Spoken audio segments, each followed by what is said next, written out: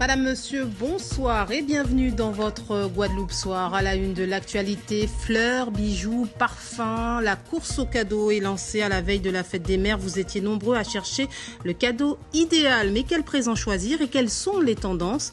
Éléments de réponse dans ce journal. Comment sortir de la prostitution? Un parcours d'accompagnement est proposé par la Croix-Rouge et l'association Ilia. Il a été présenté cette semaine lors d'une conférence grand public. L'alternance, un tremplin vers l'emploi. Des centaines de jeunes ont participé ce samedi à un job dating à la Plaine Grand Camp à la recherche d'une entreprise pour leur formation. Et puis la 20e édition des rendez-vous au jardin, c'est ce week-end l'occasion pour le public de découvrir la richesse des parcs et jardins de chez nous. Balade ce soir au Moule et à Sainte-Anne. Il ne vous reste plus que quelques heures pour dénicher le cadeau idéal à offrir à votre chère et tendre maman ce dimanche pour la fête des mères. L'occasion de leur exprimer tout votre amour à travers des présents. Mais quelles sont les tendances? Éléments de réponse avec Lydia Quérin. Lumière tamisée, musique zen, c'est parti pour 1 heure de bien-être. On va faire un petit modelage pour détendre la cliente. Ensuite, on va enlever le gommage. On va appliquer le sérum, appliquer le masque, la crème de jour. Pour la fête des mères, Caroline se fait chouchouter. Un soin du visage à 70 € offert par ses enfants. Comme ils ne sont pas présents, donc ils ont voulu m'offrir ça pour que je puisse être détendue et puis penser à eux en même temps. J'apprécie. Dans cet institut de beauté, les clientes peuvent profiter d'offres spéciales fête des mères, soins des pieds, gommage et massage drainant. On voulait mettre les mamans en avant, nos héroïnes, pour qu'elles puissent passer un moment de détente, un moment de relaxation, s'échapper du quotidien, le stress du quotidien. Côté cadeau, si depuis quelques années la tendance est au soin bien-être, les très classiques compositions florales, cosmétiques et bijoux restent des valeurs sûres. Je découpe la toile, je la couds du coup et je mets des vieux vêtements dessus. Voilà, donc il y a le devant, le derrière. Je cherche un petit cadeau, j'ai trouvé des petites perles rares, des petites choses qui sortent de l'ordinaire. Et franchement, je suis vraiment ravie. Et que serait une fête des mères sans un gâteau digne de ce nom? Ici, ils ont une petite particularité. On fait que des produits à index glycémique faible, donc nous n'utilisons aucun produit raffiné, ni sucre blanc, ni farine blanche, tout ce qui va vous amener énormément de glucides. On retrouve vraiment le goût de la pâtisserie traditionnelle, mais le sucre en moins. Pour cet entremets fraisier supplément fleurs en chocolat, il faudra compter 38 €. Allez, plus que quelques heures pour trouver le cadeau qui comblera vos mamans. Et des idées cadeaux, vous pouviez en trouver également à Pointe-à-Pitre. Le marché aux épices, c'était toute la journée aux couleurs de la fête des mères. De nombreux produits locaux à offrir étaient ainsi proposés, le tout dans une ambiance musicale. Faire en sorte que les personnes tombées dans l'engrenage de la prostitution en sortent et n'y retournent plus. Tels sont les objectifs que se sont fixés la Croix-Rouge et l'association Ilia avec le concours de l'État. Un parcours est proposé aux femmes concernées sur la base du volontariat. Il a été présenté cette semaine au Gosier. Alexandre Ouda, Ronnie Maletti. C'est lors de cette semaine de sensibilisation aux dangers, mais aussi aux idées reçues sur ce système prostitutionnel, que les deux associations à l'initiative ont présenté leur projet. Depuis l'année dernière, la Croix-Rouge et Ilia, association de médiation interculturelle, ont posé les premières bases de leur parcours de sortie de prostitution. Une phase de collecte d'informations qui se retrouve confrontée à un milieu opaque, où l'omerta règne, et dont les membres s'y retrouvent avant tout par nécessité financière. Actuellement, on est dans un parcours avec la Croix-Rouge d'identification et de diagnostic de la réalité de la prostitution. Le fait qu'il y ait actuellement peu de données sur la prostitution est déjà une réalité sur la situation. On n'a pas de chiffres. Il y a quand même eu un rapport de l'Observatoire datant de 2016 qui nous éclaire, mais ça reste quand même un vide et on travaille sur ce vide.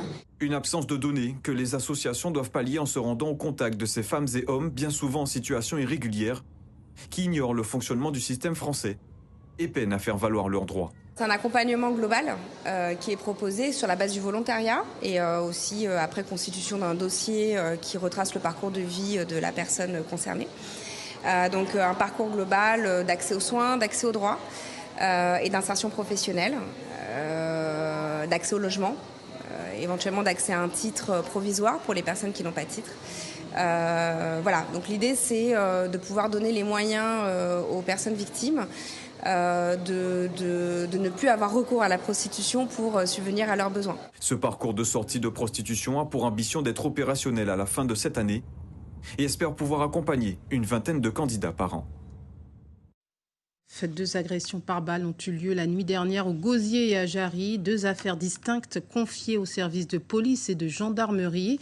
L'une des victimes est dans un état grave, touchée au visage en marge d'une soirée à Bémao. Dans l'autre, un couple qui se trouvait sur la plage a été braqué. L'homme a été blessé à la jambe. La Dominique est l'un des pays de la CARICOM qui accueille à bras ouverts ses frères et sœurs haïtiens. Elle offre permis de travail et statut de résident.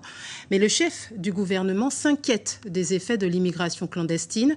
Des ressortissants haïtiens en provenance de la Dominique sont en effet régulièrement interceptés dans les îles voisines. Une situation à risque pour son pays, estime Roosevelt Skerrit. On l'écoute.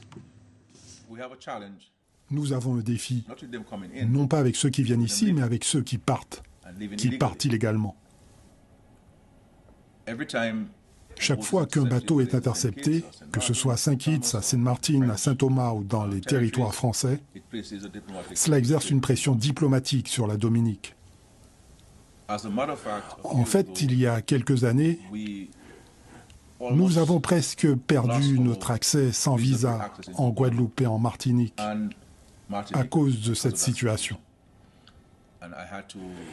Et j'ai dû me rendre à Paris et en Guadeloupe pour parler avec le gouvernement français, pour les dissuader de prendre cette mesure. Et Dieu merci, ils ont été d'accord avec moi. Ils n'ont pas imposé de restrictions de visa aux Dominicains. Ce que nous voyons parfois se produire, c'est que les ressortissants haïtiens, même s'ils ont un permis de travail, un statut de résident ou la citoyenneté, lorsqu'ils partent notamment vers les territoires français, et je partage ceci avec le public afin qu'ils comprennent la problématique du gouvernement, eh bien ils détruisent les documents. Donc si vous atterrissez en Guadeloupe ou en Martinique, qui fait partie de l'Union européenne et de la République française, et que vous faites une demande d'asile, les autorités françaises sont obligées de prendre en considération. C'est donc le problème que nous avons. Aujourd'hui, vous voyez un Haïtien sur l'île, le lendemain matin, il a quitté la Dominique. La méthode du job dating séduit de plus en plus les employeurs, mais aussi les demandeurs. Aujourd'hui, la priorité était aux alternants, à la Plaine Grand Camp, aux Abîmes. Le CFA Format Plus, en partenariat avec la mission locale, Pôle emploi et la ville de Pointe-à-Pitre, organisait ainsi ce matin son tremplin de l'alternance. Des centaines de jeunes y ont participé. Jordi Rayapin, Olivier Duflot. Grâce à cette méthode, le regard des étudiants a pu changer. Trouver une alternance n'est plus un enfer. Diandra, qui vient de terminer sa première année de master en droit privé, a pu trouver plusieurs issues dans son projet de comptabilité, et ça, sans trop forcer. Ça se passe très bien. J'ai déjà eu 4 entretiens. Ça s'est très bien passé, c'était très ouvert. Même au niveau de mon projet professionnel, ils m'ont très encouragée. Malika, elle, opte pour le domaine des ressources humaines. Ce qui lui plaît dans la démarche, c'est le contact direct avec l'employeur. On a le choix de voir plusieurs entreprises, plusieurs domaines et peut-être avoir déjà le contact avec la personne. On postule des fois dans des entreprises et on n'a pas forcément de réponse, même si une réponse négative, on n'a pas de réponse tout court. La manifestation se démarque de la vieille école particulièrement sur ce critère. Les jeunes qui postulent ont un résultat en 24 heures. Les oublis de réponse font alors partie du passé. On a digitalisé complètement notre processus et donc le jeune est suivi de A à Z et on lui garantit une réponse d'ici demain soir. Donc en moins de 24 heures, il sait si oui ou non il a été retenu par une entreprise. Plus de 40 employeurs, parmi lesquels se trouvent aussi de jeunes chefs d'entreprise qui ont eux-mêmes été alternants et qui connaissent donc les difficultés que cela représente. Aujourd'hui, on a décidé de jouer le jeu parce qu'on cherche en fait des nouveaux profils d'alternants comme nous-mêmes, on a été alternants, on cherche vraiment des perles rares et on voit qu'aujourd'hui on a beaucoup de jeunes. L'alternance a été très compliquée à trouver et on n'avait pas ce type d'événement nous pour trouver en fait nos alternances et on voit qu'aujourd'hui il y a beaucoup de sociétés qui jouent le jeu, enfin, on voit qu'il y a pas mal de grosses entreprises et c'est très intéressant pour les jeunes aujourd'hui d'avoir ça et je pense que c'est une réussite. Au total, 200 contrats d'alternance étaient à pourvoir ce matin dans les domaines du commerce, du management, de l'administration et de la logistique, de quoi offrir de belles perspectives d'avenir à la jeunesse guadeloupéenne. Les rendez-vous au jardin ouvrent les portes de leur plus beau jardin. Chaque année, cette manifestation nationale offre l'opportunité aux amateurs et aux curieux de visiter gratuitement des parcs et jardins privés ou associatifs. Le thème de cette 20e édition, les musiques du jardin, Rudy Rilsi, nous emmène à la découverte de ces sons et de ces jardins. Reportage au Moule et à Sainte-Anne. Comme tous les autres, Johanna se laisse charmer par ce moment unique d'échange et de découverte au milieu de cette nature saintanaise pour quelquefois donner libre cours aussi à ses pensées. Avec les parties de la plante, on la laisse dans l'eau, monter à ébullition. Une invitation pour apprendre, moment indissociable du jardin. Le fait effectivement d'avoir ce temps-là pour pouvoir avoir ces informations, je trouve que c'est formateur et en même temps, c'est bien quoi. Une occasion unique de découvrir ou redécouvrir l'art des jardins qui ouvre leurs portes pour partager ces animations pédagogiques. C'est les Indiens qui ont amené ça en Guadeloupe et ça c'est vraiment une super plante. Avec de belles expositions ou encore des démonstrations pour se ressourcer. C'est bénéfique, c'est apaisant. Je dirais qu'il faut savoir se ressourcer. Avec, je dirais, tout ce qu'il y a maintenant, le mode urbain, donc le retour aux sources, à la nature. Cet écrin de verdure est un atout pour l'association Résilience. Comment, en observant la nature, tu peux la reproduire? Les curieux peuvent donc approfondir leurs connaissances. L'idée, c'est vraiment de pouvoir faire en sorte que les gens puissent s'émerveiller du jardin, se le réapproprier et surtout connaissent les éléments, les clés pour pouvoir faire pareil chez eux. Donc là, par exemple, on était en train de voir les pollinisateurs, l'intérêt d'ajouter des fleurs dans son jardin. Ce matin à Sainte-Anne, comme partout en Guadeloupe, le public a exploré la richesse et la variété des jardins, guidé par des contes et la musique au son du cas.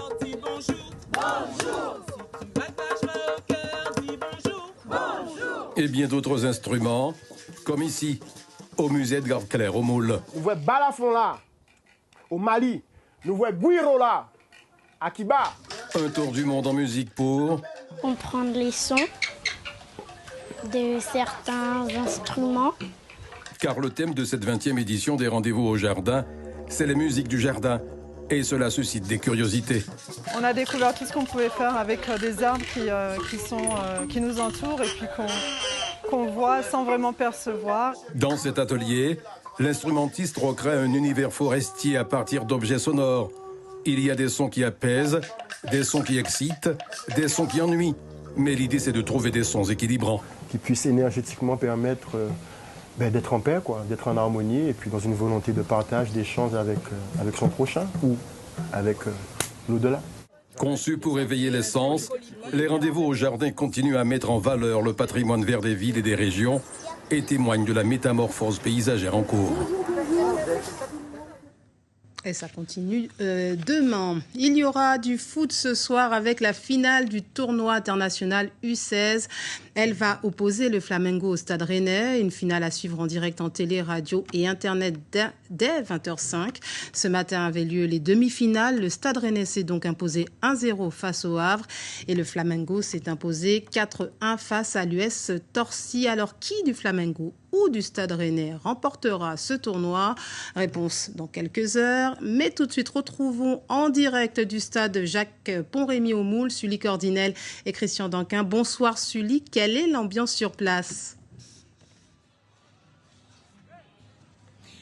Bonsoir Ludivine, une très grosse ambiance, une grosse fête ici au stade Jacques Pont-Rémy du Moule, où vous l'avez dit, nous allons assister d'ici quelques instants à cette finale entre les Brésiliens du Flamengo et le stade Rennais. Une finale qui s'annonce palpitante puisque le Flamengo n'a perdu aucune de ses rencontres depuis le début de ce tournoi et ils sont vraiment impressionnants, ces jeunes pousses brésiliens. En face, il y aura bien évidemment le stade Rennais qui n'aura pas non plus à rougir puisque le stade Rennais fournit un très très bon parcours sur ce tournoi. À noter quand même 8 joueurs qui ont déjà déjà signé leur contrat professionnel dans cette équipe brésilienne.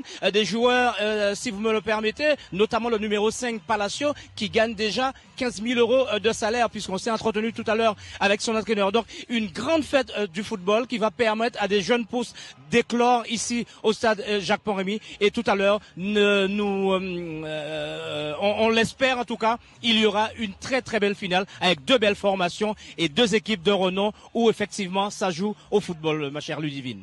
Merci beaucoup, Sully Cordinel. À tout à l'heure pour cette finale à suivre donc en direct sur nos antennes. Du cyclisme à présent avec cette deuxième étape du 17e championnat de France de cyclisme des Outre-mer en Nouvelle-Calédonie avec une course de montagne en direction du col des Roussettes, une épreuve remportée chez les hommes par le Calédonien Ryan Lachny devant deux Guadeloupéens, Benjamin Lény et Taïno Caillot. Et chez les femmes, c'est la Réunionnaise Cassandra Legros qui remporte cette deuxième étape. Ryan Lachny, qui était déjà le vainqueur hier de la première étape. Pour en arriver là, il aura fallu batailler au gré des échappées, notamment avec nos coureurs guadeloupéens affûtés malgré le décalage horaire. Une excellente forme qui se reflète au classement, puisque parmi les 10 premiers, on retrouve 4 Guadeloupéens. Et chez les femmes, au terme d'un peu plus de 73 km de course, la Martiniquaise Kéliane Julius est arrivée en tête de cette première étape du championnat en 2 heures, 6 minutes et 22 secondes. En handball, lourde défaite pour les joueuses de l'Étoile de Morne-à-l'Eau en finale de N1. Les Guadeloupéennes qui se sont hissées au plus important rendez-vous du handball amateur ont été terrassées par les joueuses de PESA 48-17. Menées 23-7 à la mi-temps, elles n'ont jamais pu revenir dans la partie. La saison s'achève donc sur une défaite pour les Mornaliennes qui sont tout de même championnes de France ultramarine. Et si vous deveniez la prochaine Miss Guadeloupe, un rendez-vous était donné ce samedi au centre commercial Millénis aux Abîmes pour celles qui hésitent encore à s'inscrire. L'occasion de rencontrer et d'échanger avec d'anciennes Miss et l'équipe de l'association Révèle en charge de l'organisation de l'élection. Comme nous l'explique Sabrina Petit-Lebrun, la présidente du comité Miss Guadeloupe officiel Révèle, au micro de Christian Danquin. Nous sommes venus à la rencontre du public guadeloupéen pour inciter les jeunes filles à se présenter au casting du 14 juin qui aura lieu à l'Arawak. Parce qu'il faut aller au contact de la population, puisque ça peut être assez impressionnant de faire la démarche d'aller vers un casting officiel. Là, on permet justement de répondre aux questions, dédramatiser un peu l'idée du casting et puis inciter celles qui seraient un peu réticentes ou timides finalement à y aller en apportant des réponses qui pourraient permettre de passer le pas. C'est important pour elles, effectivement, parce que beaucoup sont dans la réserve, en fait. Ça veut dire qu'elles reçoivent bien, des compliments des yeux des autres, mais ont besoin de cette partie d'estime de soi. Donc les coachs sont là pour ça. Et nos anciennes candidates sont là aussi pour pouvoir témoigner de leur expérience. Le casting est ouvert jusqu'au 10 juin. Avant de se quitter, le rappel de l'une des informations principales de ce journal. Comment sortir de la prostitution? Un parcours d'accompagnement est proposé par la Croix-Rouge et l'association Ilia. Il a été présenté cette semaine lors d'une conférence grand public au Gosier. C'est la fin de cette édition. Merci beaucoup de nous avoir suivis. Retour de l'information demain en radio, 6h Peggy Robert. En télé, je vous retrouve dès 19h. Tout de suite, la finale du tournoi international U16. Très belle soirée sur Guadeloupe la première et à demain.